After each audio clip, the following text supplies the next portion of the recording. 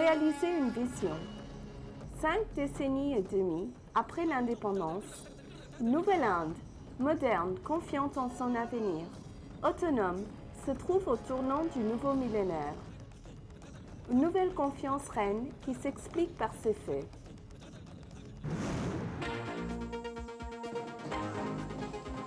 L'Inde peut se targuer d'une classe moyenne prospère et énorme. Les secteurs de commerce se développent rapidement. Les médias sont libres et alertes. Le monde artistique et culturel s'épanouit. Et l'industrie du cinéma et des spectacles continue d'être dynamique. L'économie libérale de l'Inde, en pleine expansion dans le monde, est prévue d'atteindre le niveau stable de 7% au cours des prochaines années. L'Inde d'aujourd'hui est devenue le 7e pays exportateur de céréales au monde. Elle possède un excédent dans la balance de paiement et atteint un record absolu de 86 milliards de dollars en réserve de devises étrangères, bientôt en voie de dépasser 100 milliards, à l'image de la puissance économique du pays. Les réformes économiques, alliant la croissance au développement social, remportent un vif succès. Et cette Inde, une Inde qui brille, joue un rôle majeur dans un monde rapidement en voie de mondialisation, et cette confiance se retrouve dans notre politique étrangère.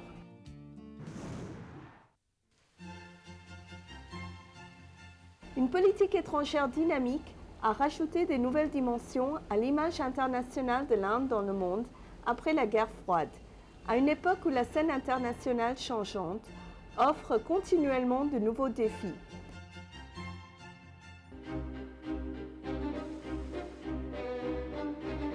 L'Inde a réussi à s'adapter à ce nouveau climat international en créant son propre espace stratégique et en renforçant parallèlement des relations étrangères. Les relations de l'Inde avec les États-Unis se caractérisent par une coopération sans précédent dans plusieurs domaines, visant ainsi à réaliser l'engagement donné par les dirigeants des deux pays pour transformer qualitativement la relation bilatérale existante entre les deux pays. Un échange régulier de visites de haut niveau et des associations entre les institutions confèrent chaque jour une nouvelle signification à une relation fondée sur des idéaux démocratiques et des valeurs humaines partagées.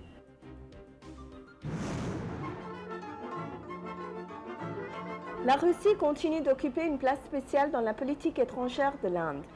Des visites régulières de haut niveau ont permis aux deux pays de construire sur les bases d'une amitié traditionnelle et une coopération intensive dans les domaines de l'économie, de la défense et de la science.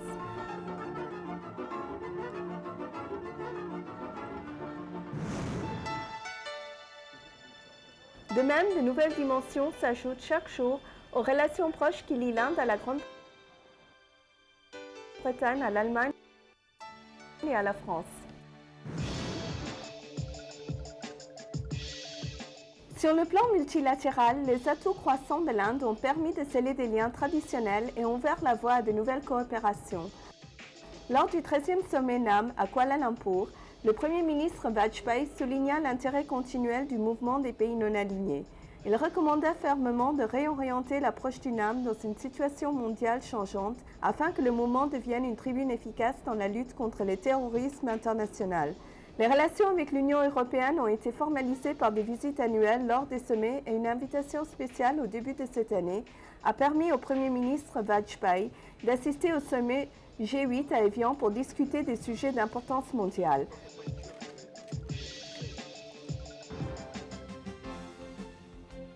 Un partenaire de poids avec les nations de l'ASEAN, l'Inde a tenu son premier sommet ASEAN en 2002. Ce sommet sera dorénavant un événement annuel. Des liens commerciaux plus étroits et des projets d'infrastructures profitables de manière réciproque donnent une nouvelle stabilité et force aux relations liant l'Inde aux pays de l'ASEAN.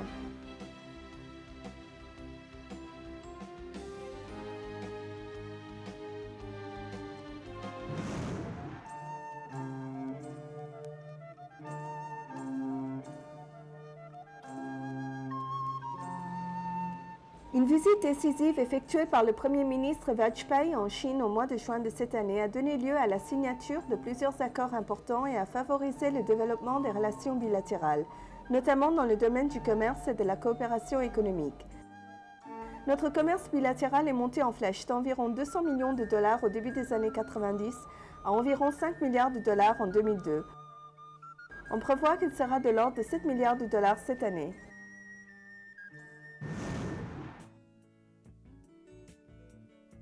Récemment, l'Inde a renforcé ses relations avec tous ses pays voisins par des relations économiques et politiques plus étroites.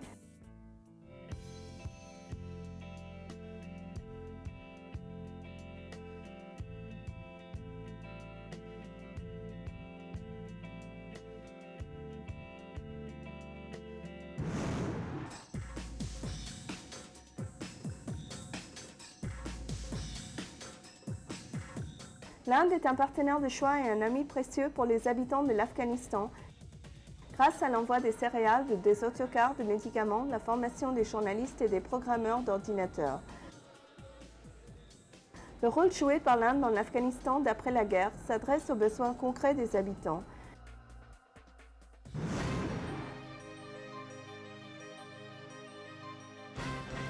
Les relations liant l'Inde et les États d'Asie continuent à être excellentes, renforcées par des liens culturels et historiques et des rencontres de haut niveau.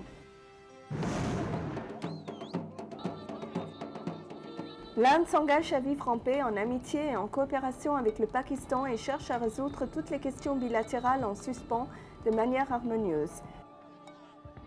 Cela étant, le Premier ministre Vajpayee a une fois de plus tendu la main de l'amitié.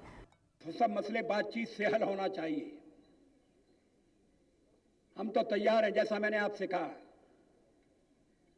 घर के मसले भी और बाहर के मसले भी। बंदूक से मामला हल नहीं होगा, भाईचारे से।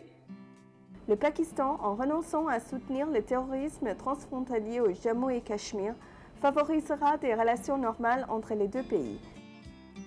L'élection récente à Jammu et Cachemire, avec son taux de participation de 44%, malgré les menaces et l'intimidation des terroristes, apporta la preuve que les habitants du Cachemire rejettent toute interférence étrangère et la violence.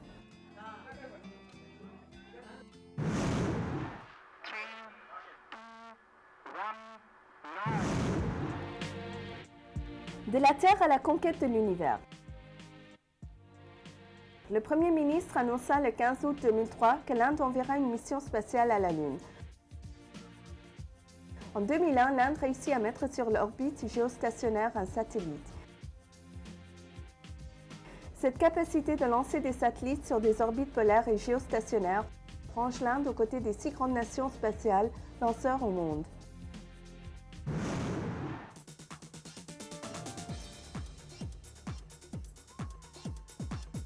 Une révolution dans le domaine de la communication traverse le pays. L'expansion incroyable des services de télécommunications se révèle par les tarifs de lignes internationales entre l'Inde et les États-Unis. Il n'y a pas si longtemps de cela, c'était approximativement 3 $ par minute. Aujourd'hui, ce n'est qu'une fraction de cette somme. Au cours des dernières 50 ans, seuls 18,6 millions de lignes téléphoniques furent autorisées. Au cours des 5 dernières années, plus de 30 millions de câbles téléphoniques ont été posés. Le nombre de portables, qui fut 1,4 million en avril 1999, dépasse aujourd'hui 17 millions. Ce qui était il y a à peine quelques années un symbole de luxe est devenu aujourd'hui un outil à la portée de l'homme ordinaire.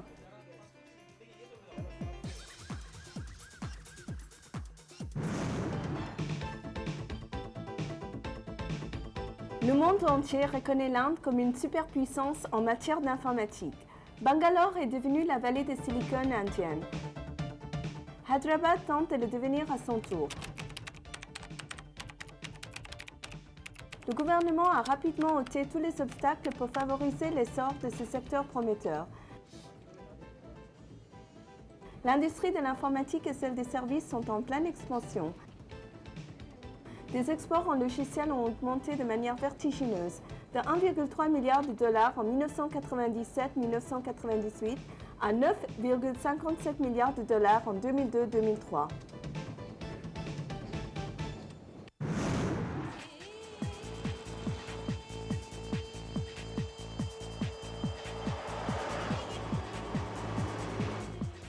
L'expansion et le renforcement de l'infrastructure sont traités en priorité. Le projet du développement national de l'autoroute coûtant 11 milliards de dollars est le projet le plus ambitieux depuis l'indépendance. L'infrastructure repose principalement sur deux composants. Le premier relie les 4 grandes métropoles Delhi, Mumbai, Chennai et Kolkata. Ce projet est prévu de s'achever en décembre 2004.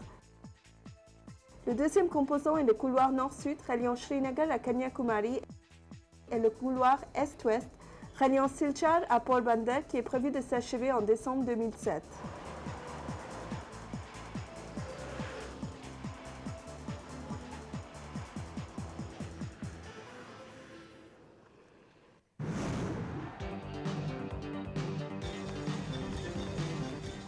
Le Pradhan Mantri Gram Sadak Yojana, lancé en décembre 2000 avec un investissement de 12 milliards de dollars, est le plus grand programme d'infrastructure rurale entrepris en Inde depuis son indépendance.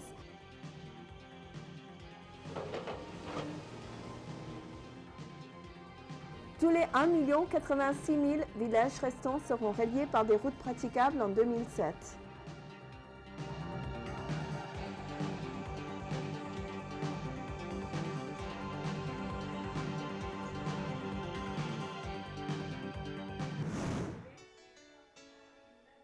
Le Premier ministre Vajpayee s'est engagé auprès de la jeune génération indienne qui représente l'avenir du pays. Sarva Shiksha Abhiyan, le plus grand programme d'éducation en Inde, fut lancé en novembre 2000 visant à étendre l'éducation élémentaire.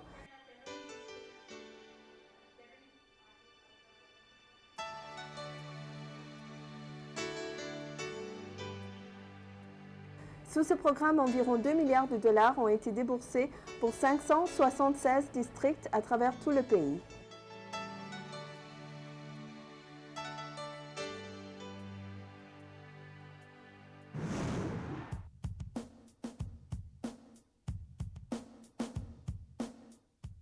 Le gouvernement s'engage à favoriser la construction de 2 millions de maisons chaque année afin de donner un logement à tous en 2010.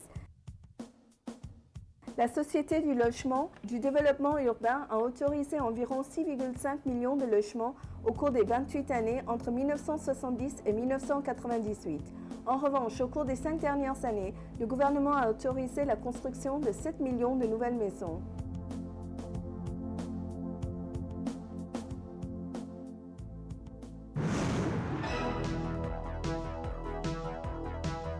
Les ports demeurent un élément clé de l'infrastructure, moteur essentiel à l'accélération du développement économique du pays.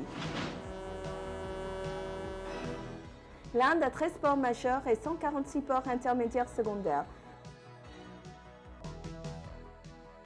L'infrastructure des ports s'étend et se modernise à grande échelle.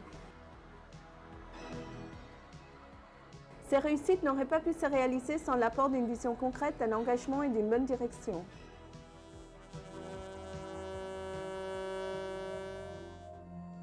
Le Premier ministre Vajpayee affirme « L'Inde marche vers un bon avenir. Il reste certains problèmes, mais ils ne peuvent pas obscurcir notre avenir. Ce sera un avenir sans pauvreté et sans toutes les autres traces du sous-développement. Il n'est pas loin le jour où chaque région, chaque communauté et chaque citoyen de notre pays pourra bénéficier de la prospérité et du progrès de l'Inde. Si vous voulez, et si nous nous unissons pour obtenir ce que nous voulons, alors ce but dynamique sera atteint au bout d'une génération. Est-ce un rêve? Oui. Est-ce un rêve impossible? Non, il ne l'est pas. Le Premier ministre a lancé un appel aux habitants de concrétiser ce qui fut un rêve lointain. La volonté d'1 milliard d'habitants transformera un jour ce rêve en réalité. Jai Hind! Jai Hind! Jai Hind!